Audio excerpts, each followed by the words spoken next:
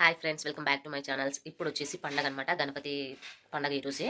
So నేను 6 o'clock లేచాను, 5కే లేచాను. కానీ 10:30 వరకు నేను చేసిన పనిలో కసువులు కొట్టేసి, సామాన్లు కడిగేసి, బండలు తుడిచేసి, హెడ్ బాత్ చేసేసి ముందుగా నేను చేసింది చూపిస్తాను ఏం చేశాను. మామిడి ఆకులన్నీ కట్టేసుకొని ఇంటి ముందు ముగ్గు వేసి పూజ రూమ్ అంతా క్లీన్ చేసుకొని, అలాగే కుడుములు చేయడానికి పప్పులంతా ఉడకబెట్టుకొని, అలాగే లెమన్ రైస్ చేయడానికి అన్నం చేసేసుకున్నాను అనమాట. కుడుములు చేయడానికి పిండి నానబెట్టేసుకుని కుడుములు చేసేసుకున్నాను. ఇక వంటలన్నీ సుమారుగా ఒక 5-6 ఐటమ్స్ అయితే చేశానండి ఆ రోజు. మొత్తం కిచెన్ వర్క్ అంతా అయిపోట్టు తర్వాత నేను ఫ్రెష్ అప్ అయ్యి మళ్ళా రెడీ అయ్యాను అనమాట.